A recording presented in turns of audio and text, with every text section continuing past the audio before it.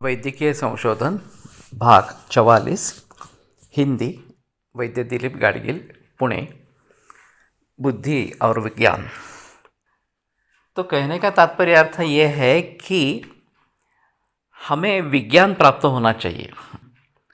अभी इंटरनेट या व्हाट्सएप वगैरह के जरिए जानकारी के बारे में बहुत जानकारी मिलती रहती है। बहुत सारे व्हाट्सएप मैसेजेस आते रहते हैं कि ये करो, फलाना करो, ये करो, कैंसर ठीक हो जाएगा वगैरह वगैरह इस प्रकार से। लेकिन वास्तव में वो विज्ञान नहीं है।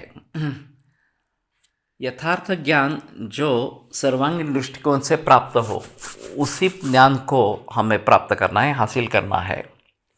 उसके लिए थोड़ा ढूंढना पड़ेगा, ऑथेंटिसिटी कैसी है ये देखना पड़ेगा, और फिर सर्वांगीण दृष्टिकोण होना बहुत ज़रूरी इस प्रकार का है।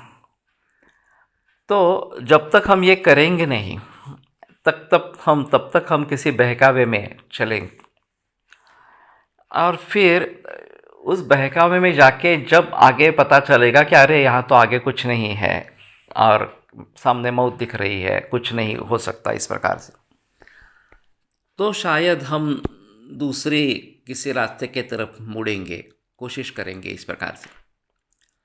आधुनिक वैद्यक ने किसी भी रोग के लिए कुछ परहेज करना जरूरी नहीं है। ये केवल उनकी दवाइयाँ लेना, सिम्टोमेटिक को ही ट्रीटमेंट समझना, इस प्रकार का स्थापित कर दिया है।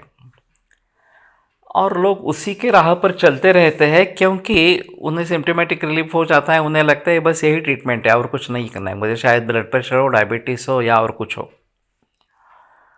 वास्तव में आयुर्वेद के अनुसार संक्षेपतः क्रियायोगो निदान परिवर्जनम ऐसा सूत्र है। चिकित्सा यानी संक्षेप में क्या, तो निदान परिवर्जन अर्थात कारणों को टालना। उसके लिए चाहे कि हमें कारणों के बारे में पूरी जानकारी हो, सर्वांगीण दृष्टिकोण से जानकारी हो, और फिर उसके आधार पर हम डिसाइड करने की कोशिश करेंगे कि मुझे क्या करना है। केवल आधुनिक वैद्य कह रहा है कि केमो करो, सर्जरी करो, रेडिएशन करो, और उसी में आगे बढ़ते रहेंगे, तो इन कारणों के बारे में, उनको टालने के बारे में कुछ भी पता नहीं चलेगा। तो कम से कम जानकारी हासिल करना ज़रूरी है कि इसके लिए क्या क्या करना ज़रूरी है। कैंसर क्यों निर्माण होता है, कैसे निर्माण होता है, प्रारंभिक लक्षण क्या होता है, बढ़कर क्या होता है, वगैरह वगैरह, और उसको रोकने का उपाय केवल डिस्ट्रक्शन ऑफ सेल यही है या और कुछ है इस प्रकार से। तो कहने का तात्पर्य अर्थ है कि ज्ञान होना, सर्वांगीण दृष्टिकोण से ज्ञान होना, ये बहुत आवश्यक इस प्रकार की चीज़ है।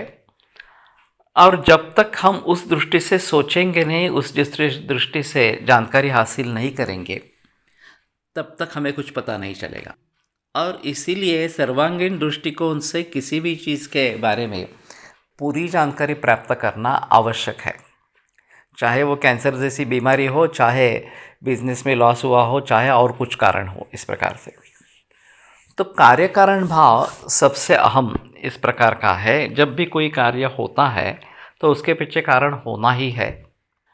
अगर हम कारणों को ढूंढेंगे नहीं, कारणों को टालेंगे नहीं, तो कार्य निर्माण होता ही रहेगा, ये स्पष्ट बात है। और यही बात कैंसर के बारे में होती है। कैंसर बार बार दोहराता रहता है, और आधुनिक वैद्य कहता है ये ऐसा दोहराता है, फिर से केमो करो, फिर से रेडिएशन करो, इस प्रकार का सिलसिला चालू रहता है। तो कहने का तात्पर्य अर्थ ये है कि ज्ञान एक अद्भुत शक्ति है, विज्ञान खास करके इस प्रकार से, और सर्वांगीण दृष्टि से प्राप्त हुआ विज्ञान हमें चाहिए।